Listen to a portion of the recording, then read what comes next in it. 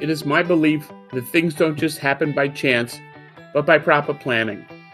Do you have a retirement plan or simply have an investment portfolio that can use some fresh ideas? Hi, my name is Mike Ecker, and my podcast is called Investment Choices. In my podcast, I will be speaking with professionals who will be discussing alternative investment ideas that may be a good fit for your financial plans. There is more to investing than just stocks, bonds, and mutual funds. Hi, everybody. This is Mike Ecker with IFSG.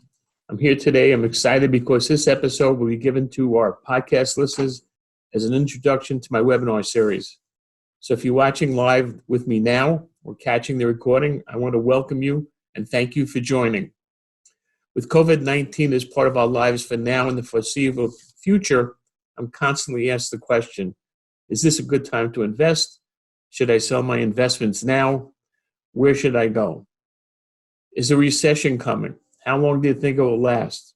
We are in a recession, and I don't have that answer. There is no quick answer, and there are a lot of questions that have to go.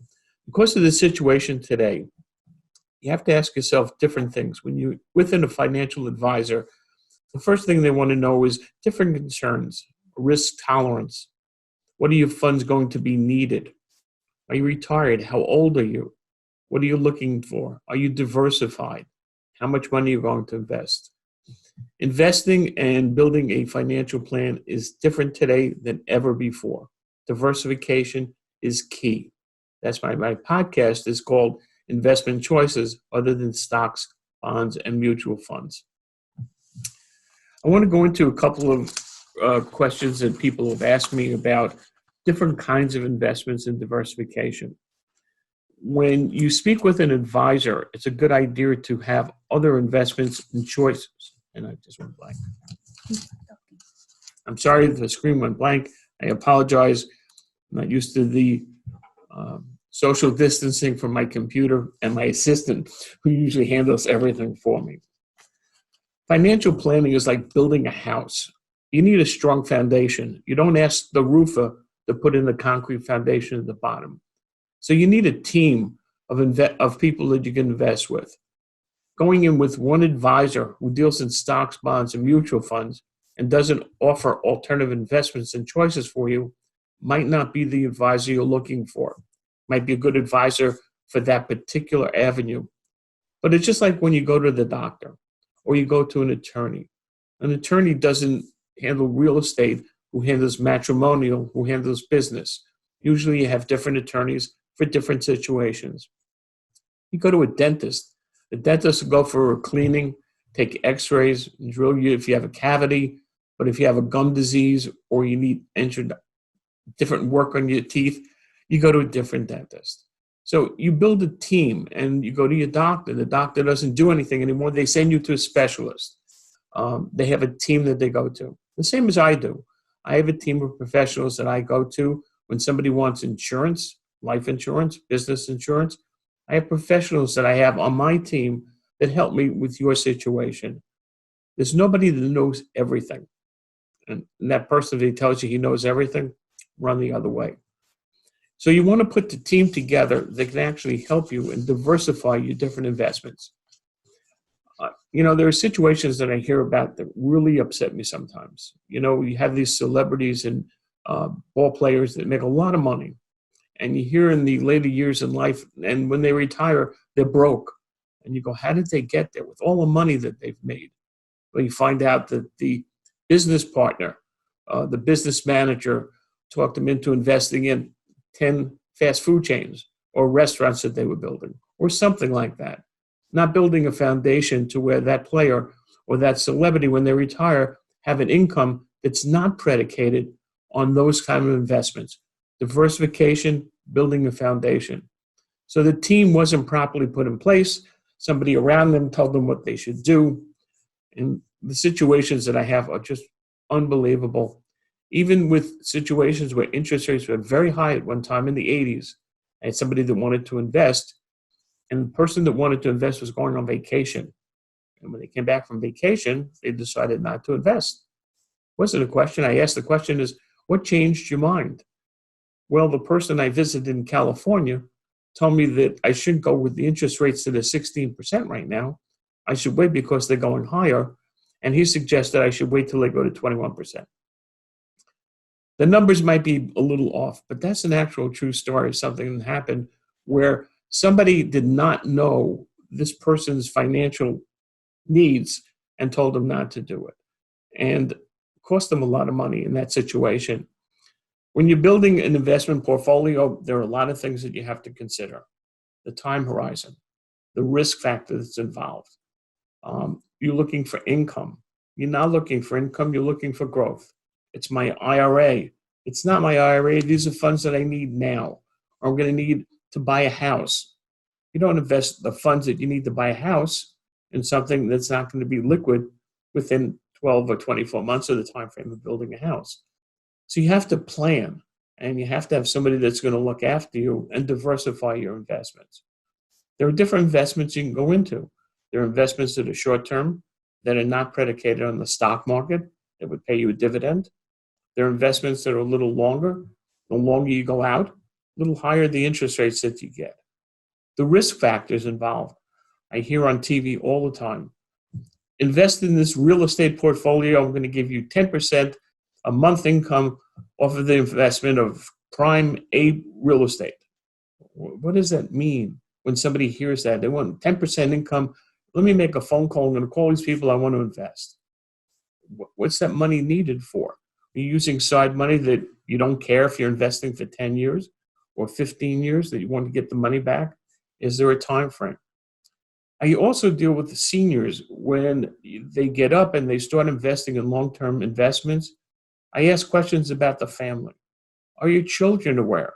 Not that your children have to be part of it, but God forbid something happens to you, the first one that comes after somebody is the children. Why did you put them in investment that's so long they were old and they weren't in great health?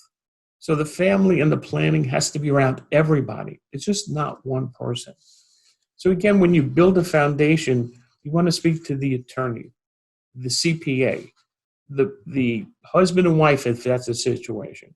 But you want to be able to put the people together so when you build a foundation, just like a strong house, you have different people that handle different situations and different kinds of investments. Let me give you an idea of some of the different investments. And these strategies that I'm going to talk about might necessarily be for you, but they are available. Do they fit in your time frame? Do you have the capital necessary? Some are called qualified investors. What is a qualified investor? Somebody who has a lot of money, $1 million, has an income of $200,000 or $300,000 a year, and can qualify for some investments. Some people are minimum $25,000 investments.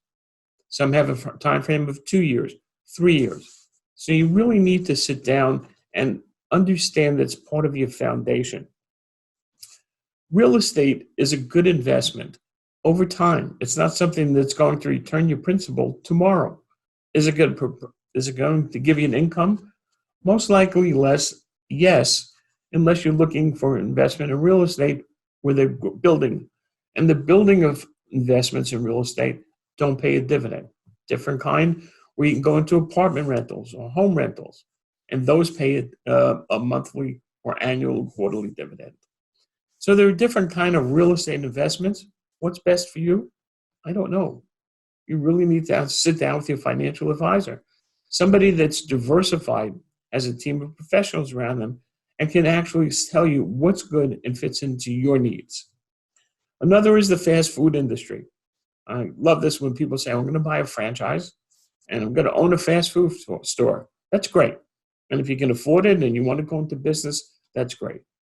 But would you rather get paid if somebody buys a hamburger or somebody buys some nuggets or something? Wouldn't you want to get paid on the sale? Maybe. Sounds good. It's a way to diversify and get income. There's also student housing. And the student housing, in my opinion, is a good investment. Right now, the colleges are closed, so it might not be a good investment for today. But you know colleges are going to open. There's not enough housing around. And those student housings are off campus, not on campus, and a really good investment for some people, not for everybody. They're longer term, they have an income, and remember, everything has a risk. Nothing is guaranteed in life. So your risk tolerance of what you want to go into is important. How many people in the stock market, and they made money and it kept going up and up and up, and the elevator reached the top floor, and people stayed there waiting for the elevator to go up another floor, never taking the profits, never diversifying, not going on vacation, not going into a different investment other than the stocks or the bonds or the mutual funds that we're in. And now what happened with the COVID-19? We're down 35, 40%. Is it going to come back? It will come back. Over time, we will get by this. But it's not going to be tomorrow. It's not going to be in the fourth quarter. It's not going to be in the first quarter. We have a lot of healing and rebuilding to do. Another one is, again, senior living was a great investment at one time. Now you look at senior living, and that's where most of our problems are with COVID-19. Now, there are some facilities that actually work with the state and are not involved with actual problems in there, but actually are housing COVID-19 patients. Then there are some where they're actually dying. So is senior housing a good investment? It was a really good investment. It will be really a good investment again. And we're in a situation just like in the market. This is a down market for that. But senior housing could be another problem. Gold, silver, numismatic coins. I think that's a strong foundation also. That's like when you build a house and you have a really strong foundation. How would you like to build it on gold, silver, and some numismatic coins? People say, what are numismatic coins? Coins that have a small print, there aren't a lot left, and you buy them for value, build a portfolio, and you hold on to them for 5 or 10 years.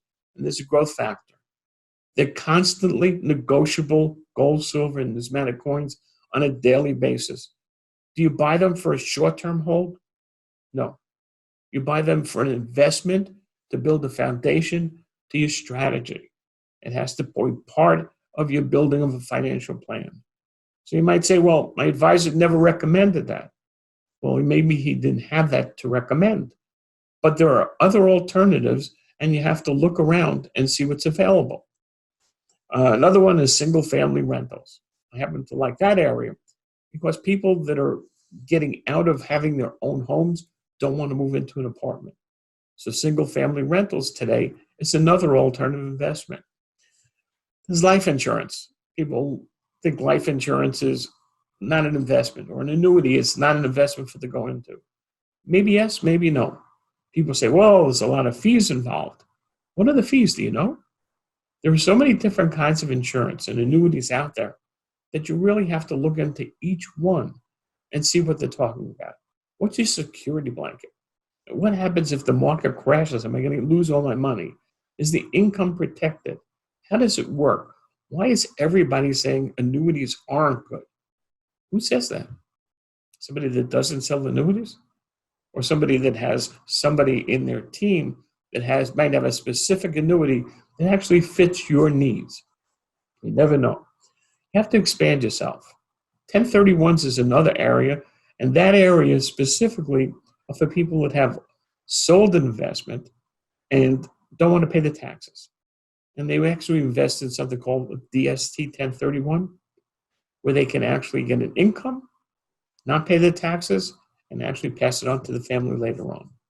So just to give you an idea of the difference and the complexity, there are many different alternative investments out there. You want to make sure that you have a choice, that you're educated. And that's what my podcasts and webinars do. They educate.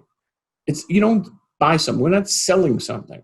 We're trying to educate you, strengthen your portfolio, give you diversification, and have something that's going to last for a while. There's always going to be times, unfortunately, like the COVID-19. And a lot of people have all their eggs in one basket. They're not diversified. I've been talking about diversification for a lot of years now. And the people that have that diversification have not lost, I shouldn't say that, have their portfolios down in value. If you don't sell, you haven't lost anything. It's when you sell, you've either lost or gained. So I recommend right now, you have to talk with your advisor, find out if you should really sell or not sell. In my opinion, we're going to have to run this out. Let it take its course. We are going to recover from it. COVID-19 has really caused a lot of serious problems for all of us. Financially, emotionally, we're under a lot of stress. People have learned to get along or not get along with their spouses, their friends, significant others, and life is changing. So, like myself, I'm practicing social distancing. I have to beg to get back in the house. My wife has the door locked, but every night she lets me back in. So I wish everybody a safe time. Stay safe. Do social distancing. Look peripheral. Look to the sides. Know your surroundings, just like your investment strategies. We really want this to educate, not only in the COVID-19, but in your portfolio.